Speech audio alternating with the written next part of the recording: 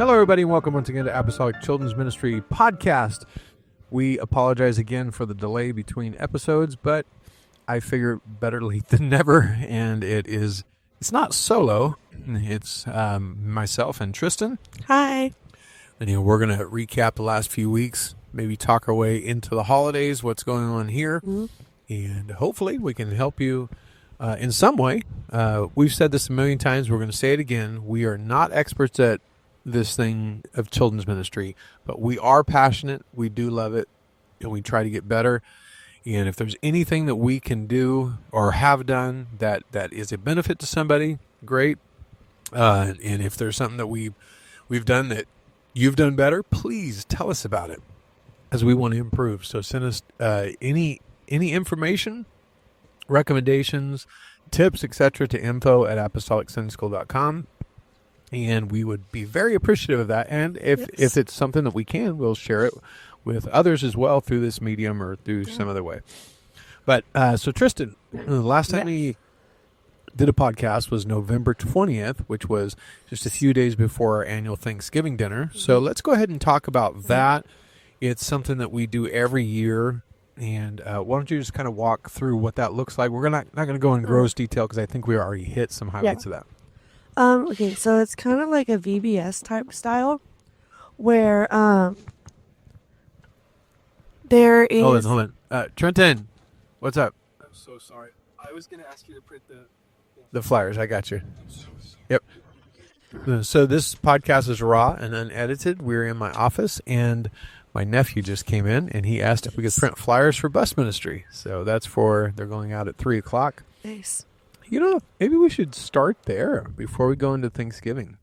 Oh, about the designated bus outreaches and stuff? Yeah, so, obviously weekends are the best time to do outreach because that's when most people are off. But not everybody is free every week, and we try to give our bus workers the opportunity to do outreach every single week. And if they can't make it on a Saturday, then sometimes they feel like, well, I can't go on outreach at all. Yeah. So we made a second alternative, and for us, it's Thursday at 3 o'clock. That's when our school gets out. Many of our bus workers are in school, and myself or somebody else can take them from there to straight on outreach. Yeah. And so it's not a perfect alternative, but at least it gives them a second option. So that's what he was talking about, because they're going at 3. They're going to be handing out some flyers for our Christmas concert. And the thing about that is also it's like that if you go, maybe your whole bus isn't there, so you just kind of go with the people that are there. Because it may just be like one person on the bus can't make it for a Saturday, or like Thursday the only day they're available. So it's like you just go with whatever bus is there, even if you're not doing like your own outreach, you're at least doing some type of outreach. Yeah. So we'll talk more about bus ministry, but let's go back to what you were saying. I'm sorry. You're good. Thanks, Trenton, for shanghaiing our conversation right off the bat. But what were you saying? So it's more of like a VBS type style where there's like different stations and everyone is split up into groups. We had it by age groups. So there was the 12 to 18, like the youth age, and then there was 9 to 11, and then 5 to 8, and then the toddlers. So the different stations were, there was an object lesson area, there was songs, there was a skit, and there was a food. So everyone kind of just moves from place to place, and I think was it like a 40-minute slot? Or no, 20 minutes. No, it was 20 minutes. 20 minutes, It's actually 15 with a 5-minute turnaround. Yeah, so 5 minutes to get to the so next myself and Erica did the song area, and then Natalia, Sister Sarah, and Sister Kim Ramos were they all the only ones doing the skit? They were doing the skit. I actually have no idea what was going on in the object lesson. I never went over there. What was? So they did. It was a lesson, but it was more almost skitty as well. So we had the story area, and then we had the object lesson area, which was, like I said, more of like an acting. But we were talking about Paul and Silas and being shipwrecked, and basically the overall concept was, of course, being thankful. Okay, and then I wasn't in there the whole time, so I don't have a super good grasp on it because I didn't assign myself to an area or a group because I was planning on traveling around and just kind of helping where needed, and I'm glad I did because there was a lot of stuff that needed an extra body. The last area was the food area, and that was a big thanks to Brother Danny. He basically did the whole thing by himself. Everyone kind of contributed to food, but he organized everything, got everything together, got there really early Sunday morning to get everything together. So we serve about 250 people and kids and all the teachers and different things. And so we have about, I think it was 6 or 7 turkeys and all the trimmings, the mashed potatoes and the rolls and everything. And so we divide that up between the teachers ahead of time. And so I cooked a turkey. My mom cooked 2 turkeys. Ruben Lamelli did 1. Anyway, various people contributed to that. But Brother Danny was the linchpin in the kitchen, him and his family. And they gathered it and distributed it and plated it and all of that. And that him combined with our normal breakfast team did a great job. Mm-hmm. Yeah. So then there was each of the group leaders, they were walking around with the different age groups. And for the song area, last year, me and Natalia did the songs. And when we had the toddlers, they're so easily distracted that it's so hard to get them to do a song unless they're in a room. So this year, the toddler teachers went and did more of a craft and a little song inside of their classroom for songs because they know that they're better. It's better to do that than have them running around outside. So then I think that was the only thing that was different. Oh, and the youth just had the lesson and then they went to eat, and then they went inside. Yeah, so each group will start in a different place from the very beginning at 10 when we kick it off. So one group will start in the food area, and then from there they move over to the story skit area, and they just told a really good story, acted out a story about a boy that wasn't thankful, and so he went back in time and saw different things, and so it was a really great story, and they were able to capture and keep the attention of the youngest to the oldest. They did a great job. I heard that they had a whole simpler version of the skit specifically for the toddlers, and I heard it went really well. Yeah, and you have to adapt radically. You can't just keep the same format for an 11-year-old as you can a 3-year-old. Mm-hmm. And that's the age group that they're dealing with. The 2 to 4-year-olds is a tough group. They're easily scared, easily brought to tears. In fact, this is a great example. They were in the lesson area, and Sister Sarah Booker, she said something along the lines of, "I want my mommy." Well, she was saying it as part of the story. It was just being funny. Well, one of the toddlers said, and started crying, and then his crying triggered somebody else crying. One little statement of "I want my mom," trying to be funny, and it would have been to any other audience, except they hit a nerve with those kids, and they want mommy all of a sudden. That's funny. So yeah, you just got to be careful. It definitely takes a special breed of teacher to do the toddlers. Yeah. It just takes a different way of thinking, and I'm not good at it. I've years ago I made the big mistake of trying to promote our science kids service that we were doing by going into each classroom wearing a lab coat and a big old orange curled wig. And I'd go into those classes and just say, "Hey, everybody." And I did that to the toddlers and caused mass pandemonium. They were all crying, panic attacks. Those kids just went bonkers because I didn't realize that anything could trigger them. They don't like costumes, very little. They don't like some of them don't like puppets. Some of them don't like hats. I mean, kids are weird, man. It's like they turn 5 and they become a little more rational, but not a whole lot. But that's a trip. So anyway, we did that in normal Sunday school here at our church. This is not necessarily what we recommend. It's just how it's been done for years. Is from 10 until 11 is our Sunday school. However, on this day, we extended that for 2 hours, so it's basically 10 to 12, although we really start wrapping up around 11:30 or so. But that extra 30 minutes makes a world of difference in giving us the time we need. Yeah. I remember back in COVID, we had the full time, however long the service lasted. It was wonderful. It was amazing. However long service lasted, that's how long our Sunday school lasted. So if you're out there and you're thinking, Because I have an unpredictable end time. Say you're trying to pace the service like we were during COVID, and you don't know if you have an hour or an hour and a half or 2 hours, depending on how the preacher's feeling, or if there's a visiting minister that is feeling, a long message. It can still be done.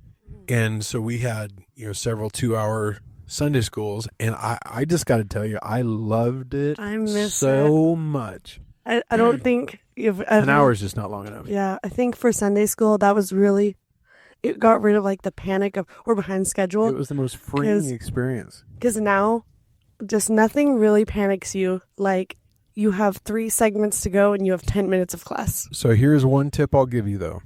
If you're in that situation with an unpredictable end time, is get the important stuff done in the guaranteed time. So you usually have a guaranteed hour. Yeah. Maybe it's 45 minutes in your church. I don't know. I'll let you fill in the blanks with what you guys deal with. But say you have an hour at least every week, and it could be another hour. Get the stuff that's important, such as the altar call, done before that guaranteed time is up. So like we would do our hour, and then we'd do an altar call, have kids pray, and then we continue on with Sunday school. I know that sounds goofy, but then the parents can come in, and it doesn't matter, because we've got the important stuff out of the way. And at that point, if we have additional teaching or games or songs or whatever, and 1 or 2 kids are pulled out by parents, it's no big deal. Yeah. So get to the important stuff early. There's nothing worse than starting to feel the presence of God leading into an altar call, and then the parents come to get their kids right at that key moment when the kids are deciding whether I'm going to pray or not. And it just ruins the atmosphere. Yeah. So anyway, that's our Thanksgiving. And then the next week we went immediately into a really cool. It was so cool. Yeah. We did this is how it actually came about. We did the Esther skit. Yeah. Okay. But we did it from our toddlers all the way to our 10 and 11-year-olds in a single classroom. The reason that came up is we're teaching the new curriculum as like a testing church in our super class, and in the other classes they are doing our standard schedule of lessons. Well, I looked ahead, and on the standard schedule it was talking about Esther. Coincidentally, on that day in our curriculum we were talking about Esther. No way. I didn't know that happened. But not specifically like the same vein. Yeah.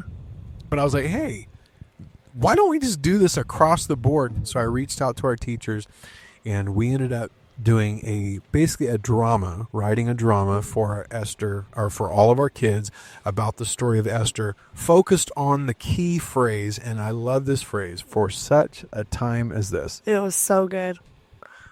Yeah, it was really good. And the focus of for such a time as this is at the end, it all turns back to Esther was put into place, was called to this, to be a queen, just for that one moment when God needed her. Yeah.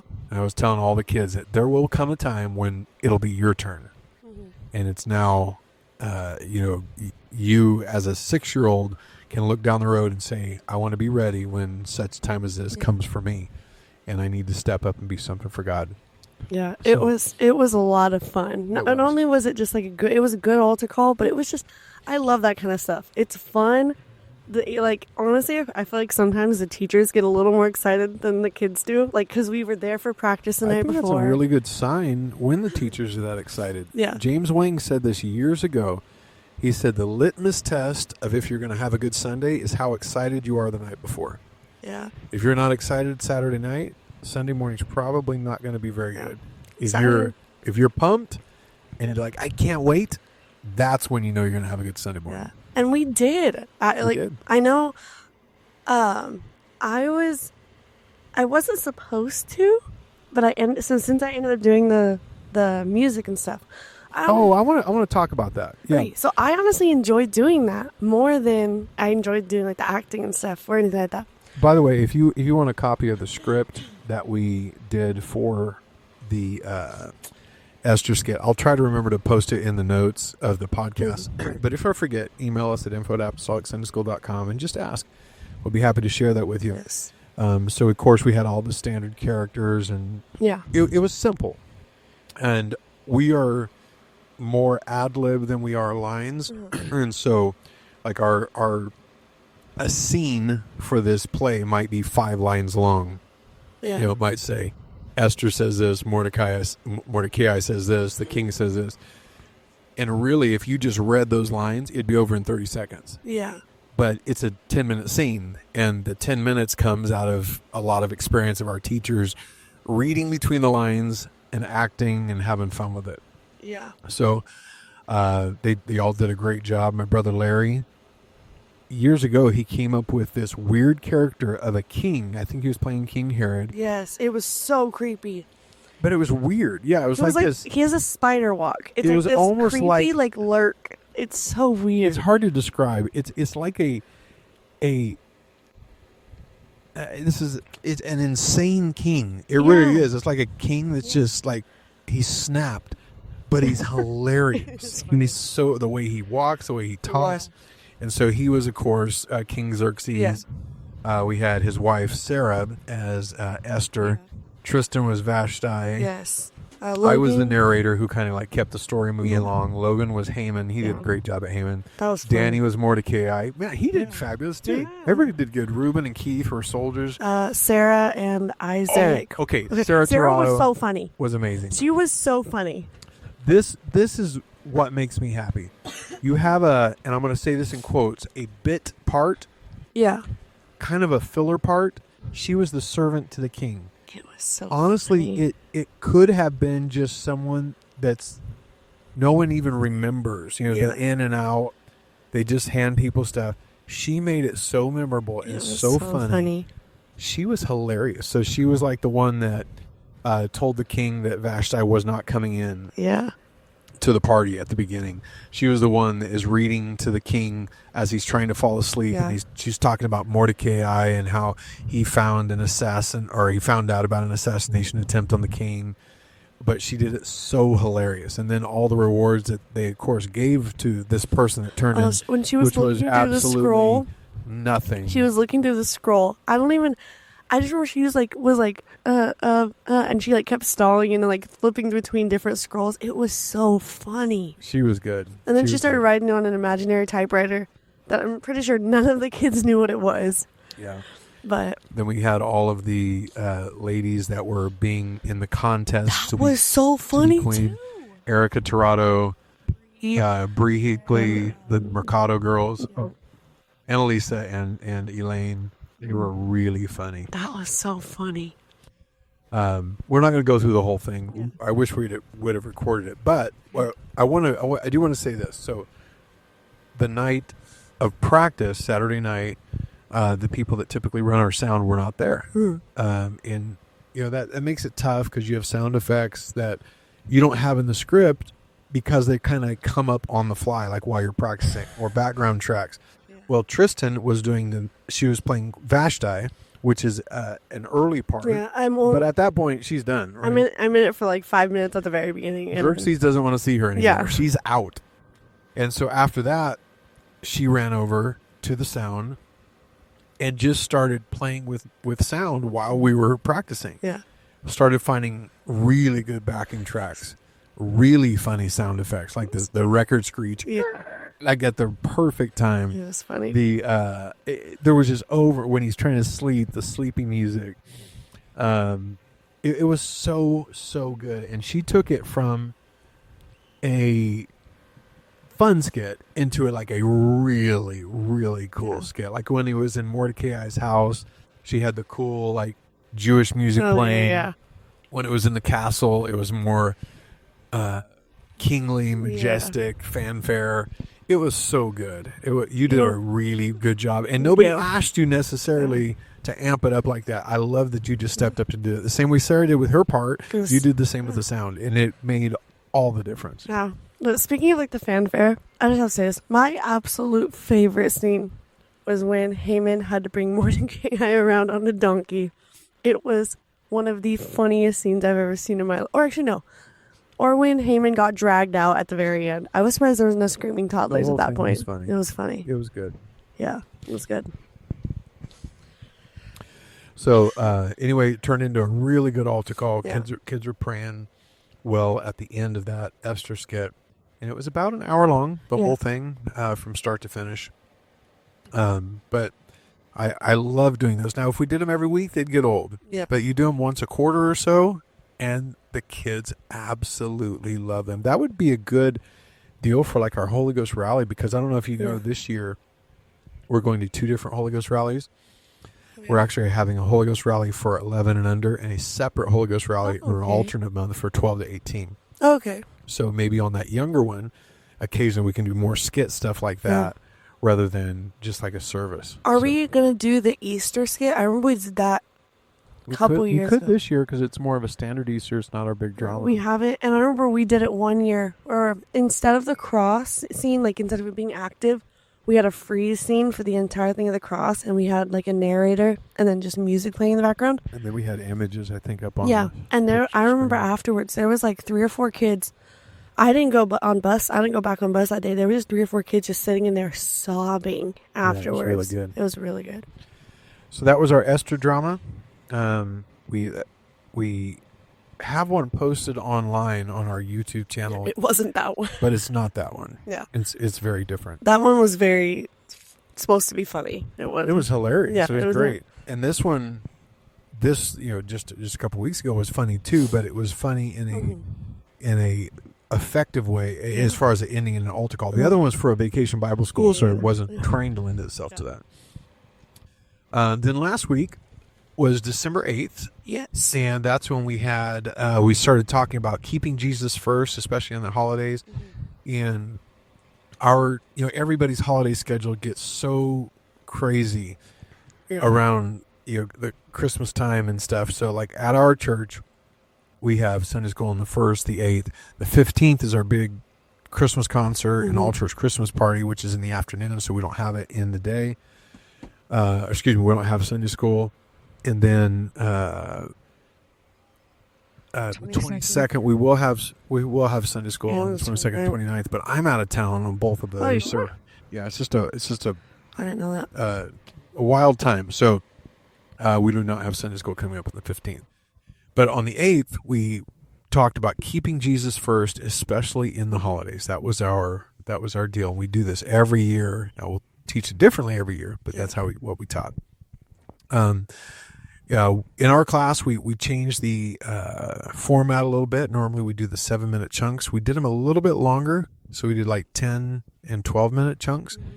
And that was because Kim Ramos did the schedule, and she wanted to see if we had a little more breathing room, if it would work out. Yeah.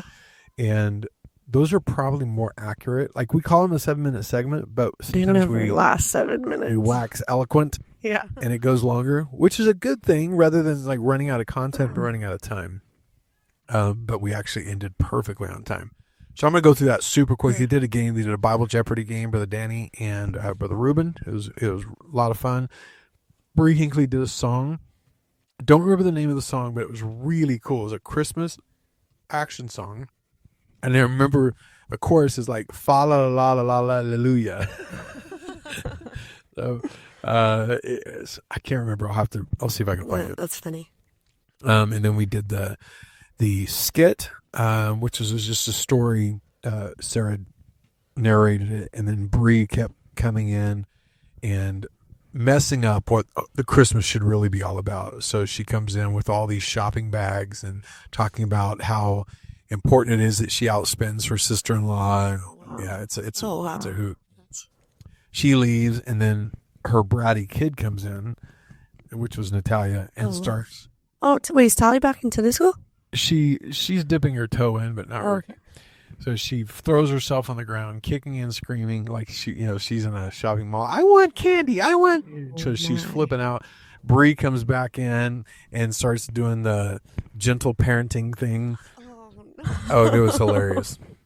Then they finally go out, and she's over and over. That's not what Christmas is all about. It's not about gifts. It's not about shopping. And then she, of course, went into what Christmas is all about. And then I told the Bible story, and I had the kids come up and be the characters. So I had Mary and Joseph and wise men and shepherds, and they didn't know they were in this. They were called up right then. Mm-hmm. We threw some costumes on them and had them walk through it. They did really good. That's really cool. Yeah, it was fun. And then Bree did the final lesson. She did like the concept of the Russian nesting dolls where you have the tiny, bigger, Mm-hmm. except she had a giant present, wrapped Christmas present. Mm-hmm. And when she opened it, it flopped open and there was a smaller gift inside. Oh, okay. And then inside that was a smaller gift. Inside was a smaller gift. Inside was a smaller gift. Well, every gift she was talking about was a gift that God gave to us, how much he loved us. And then when it gets down to the smallest one, it was a baby in a manger. So the smallest gift is actually the most important gift. All this other stuff, when he made the heavens and the earth, when he made all this stuff and he gifted all this wonderful things to us, that was just the wrapping. That was just the outside. The most important thing is the tiny thing inside. Some people take it for granted and try to brush it away and says shopping's more important. Oh, wow. It was really good. So I asked her how long that took to put together because the boxes weren't just like nested. They were like carefully wrapped where you undid a bow and all four sides flopped open. Okay, yeah. I know what you're talking about, yeah. Well, she did that for 6 gifts. She said it took her all night. She never slept at all. I'm not surprised. It's Brie. I'm not surprised at all. Bree, if you're listening to this, you're crazy. You're nuts. We love it, though. We love that you're nuts. But get some sleep. Why are you listening to a podcast? But it was really good. And what'd you guys do? Okay, so I actually missed the first 3 segments because I was so late from bus. Yeah, you guys were a little bit behind. Just a touch. So I missed the first 3 segments. And so I have no idea. Okay, the 3rd segment, I like walked in halfway through and they were doing like Hangman, but like with phrases like Jesus is the reason for the season, keep Jesus in the holidays, different things. But that was the game. Then I had memory verse and so the memory verse, the game we did for memory verse was I called up 2 girls at a time and they would come up and read, and I would have the verse. They'd have 10 seconds to read the verse, and then they had to go back to their team and like tell their team whatever they remember of the verse.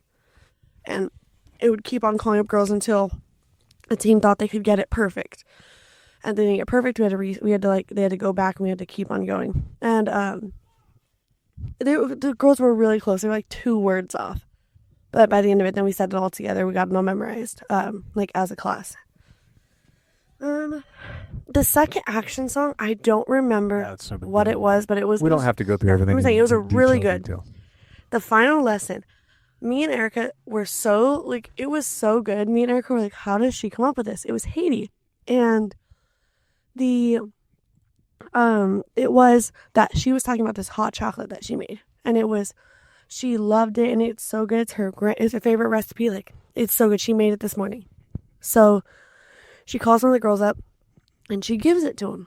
And she's like, and they're like, hey, tell me what you think of it. And the girl's like, it's not good. And she's like, no. I made it. It's special. Like, you should like it. Basically, she keeps trying it, has Erica try it, and Erica's like, it's not good. It doesn't taste like anything. It tastes like, it's not sweet. And then she started talking about how when you leave the most important part of it out of, when like you leave the sugar out of hot chocolate, it's like leaving Jesus out of Christmas. Christmas loses its meaning if you don't put Jesus in it. And so it was really good. I found that song that Bree did, the action song.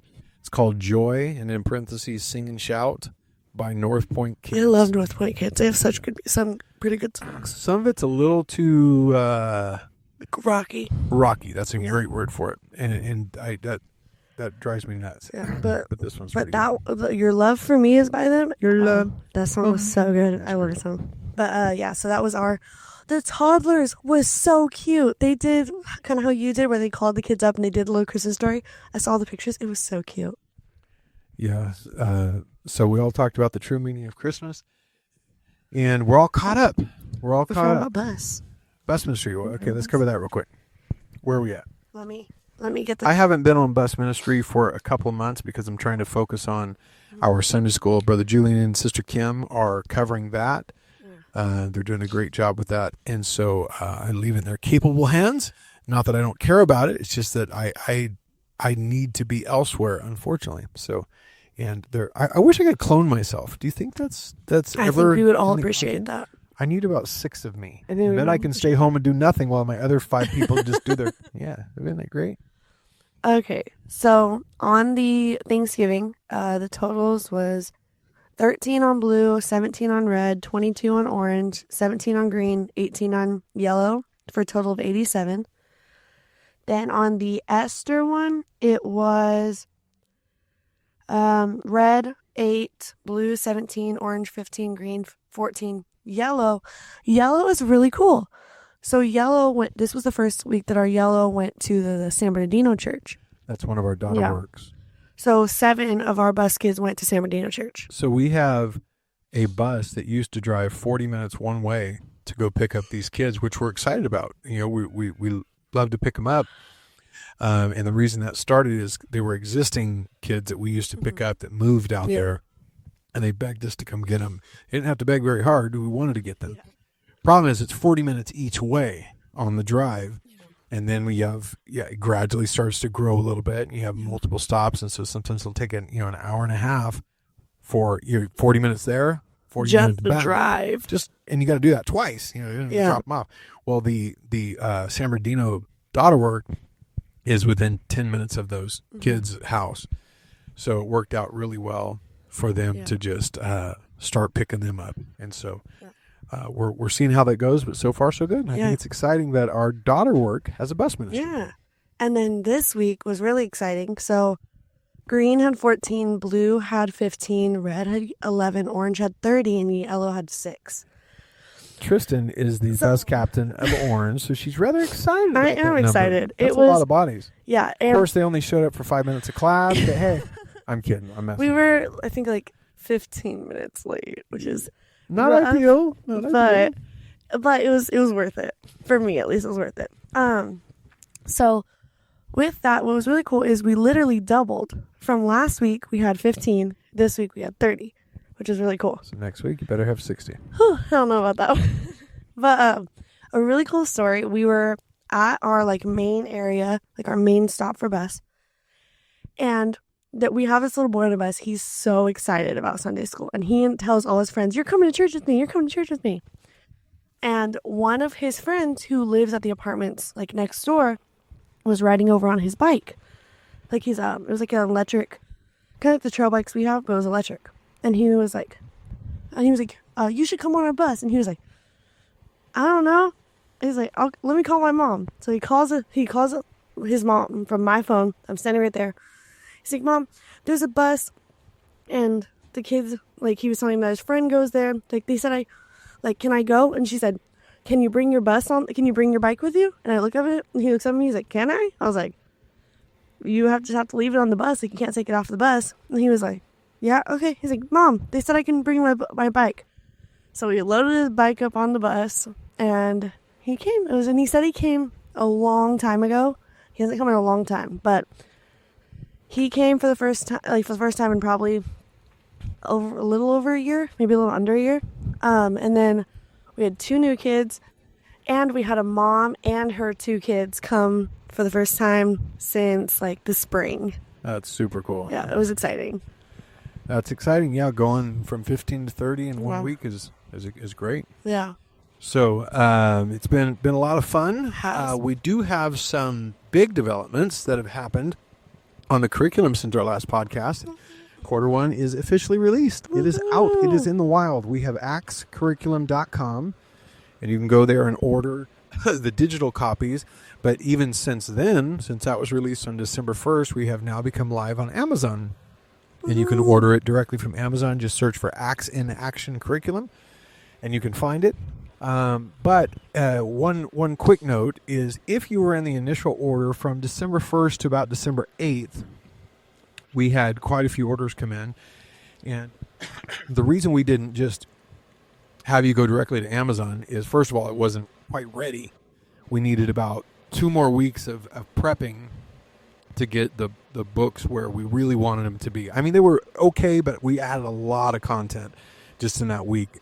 Every lesson now has a craft. Every lesson has a snack. And so we've been working on that. So on December 8th, we have it live. We released it on Amazon. And at that point, you can then order author copies to fill your own orders. Well, if you go on Amazon right now and you try to order our curriculum from an end user, from your point of view, from a customer, you order it, you will have it in your hands in about 2 days. That's fantastic turnaround. 2 days, right? Guess how long it takes for an author to get copies of their own books? I don't know because you told me last time. 4 weeks. That's wild. 3 to 4 weeks. That's embarrassing. So the problem is we were going to fill the orders ourselves with our author copies and mail those out and get those to them as quickly as we could. Problem is now we're looking at the beginning of January before we can get these into people's hands, and they can get them faster just by going directly to Amazon. Yeah. And they've already placed orders with us. And so I felt really bad. So we emailed every single person that ordered a physical book order. Now digital, they already have it. Yeah. But if they order a physical book order, then I sent them an email and said, if you would like it quicker, we will refund your money and you can go order it from Amazon. Unfortunately, Amazon does not allow for any multi-book discounts. Like if you order 5 books or 10, we were reducing them $5 and $10 per book. So it's a substantial savings to order multiple copies. But if you order them on Amazon, you pay full price for every book. Oh. So a lot of people that did that said, no, we'd rather wait. Yeah. But those that ordered singles, we had several people that said, yeah, I'll go ahead and just order straight off Amazon. So we refunded them. So if you're one of those and you want it sooner, we totally get it. No problem at all. We will refund your money to you and get that in your hands off Amazon. So quarter 1 is released. It's in the wild. Quarter 2 is still going to be released on January 1st solely on Amazon. There'll be nothing on our website except the digital copies. The reason is that Amazon does offer ebooks, of course, but the conversion of our so weird books into ebooks is not as smooth as we hoped. They want to convert it into their format, and I'm sure there's workarounds. We just haven't honestly spent a lot of time on it. It just starts looking like it's trying to be like an actual book. Like, well, it messes up all the formatting, all the design. It looks like trash. Yeah. So we just said, forget it for now. We're just going to host it, the digital copies on our own website, the physical copies on Amazon. So Acts Curriculum or Amazon, you can get those ordered. And then, this is cool, the Bible for Kids is finished. Yeah, don't I wish. It is finished for the book of Genesis only. So that's 50 chapters. It's about 2 hours and 20-minute playing time, though. It's a lot of. So that's a lot of writing. It's a lot of editing. It's a lot of narrating because it's audio. Yeah. And then it's a lot of Brother Danny Torado putting in all the backing tracks. And I found out he is not putting copyright-free music behind there. He is writing the music. He's writing it? Yeah, he's generating that music on the fly for every single file, so it's completely 100% ours. You know, it's not. That's so cool. Yeah, no one can claim it, so we don't have to worry about any of that junk. But it is. We just submitted it, so I found out, and if you don't have to get caught in the weeds, but Audible is the biggest audiobook one out there. Audible is, of course, owned by Amazon, so their audiobook platform is called ACX. That's how you need to submit an audiobook. Problem is, to do that, you have to have an ebook published through Amazon first. Until that's published, they will not allow you to make an audiobook. Well, I don't have an ebook yet. I mean, I have the transcripts, but they're really rough and just stuff that I read off of. So I'm not there yet. So I did another place called Findaway Voices, which is a company by Spotify, and they distribute to every single audiobook distribution, or at least the big ones, except for Audible. Oh, okay. I mean, you can do it through Audible too, but you have to jump through some hoops. So anyway, that's been submitted, and now we have to wait until they come back. It's in review, quality control right now. So as soon as I hear back from them, then we will probably have it available. And that one is not free. We are selling that as well. It's for $10 for the Book of Genesis, and hopefully you can get that in your hands before Christmas. That'd be cool. Yeah, that'd be really cool. If you would like to purchase that Book of Genesis right now, you can actually go to apostolicchildrensministry.com. That's not apostolicsundayschool.com. It's actually a new site that we've started, apostolicchildrensministry.com, and you can purchase it there. However, It is just a file containing all of the MP3s. It is not something that you can directly play from a player on your tablet or something, unless you're a little savvy, and you can transfer those MP3s into your device. So that's just one option to get in your hands quick. ApostolicChildren'sMinistry.com. You know what I'm going to do? I'm going to insert right here a sample of the chapter, like chapter 1, so you can kind of get an idea of what it is. We're going to tell the story of Genesis chapter 1. This is the beginning of the Bible and the beginning of time. Let's tell the story of how God created everything. A long time ago, there was nothing. In fact, the only thing there was God himself, and he decided to create something incredible. And he started with a simple command. He said, "Let there be light." Yeah, to that point, there had been no light at all. And suddenly, when he said it, the darkness vanished and the world was filled with light. And God called the light day, and the darkness he called night. And this was the beginning of time. On the second day, God created a vast, endless sky, and he called it heaven. And it was like a giant, beautiful blanket over us.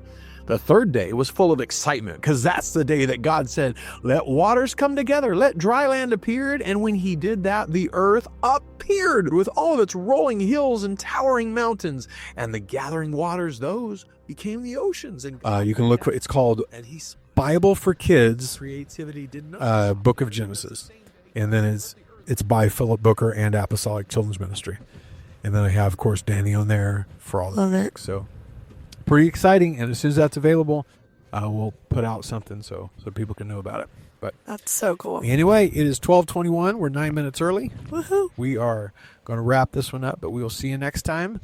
Anything else? Nope, I think that's it. All righty. Well, until next time, we'll see y'all. God bless. Have a happy Sunday schooling, everybody. Bye.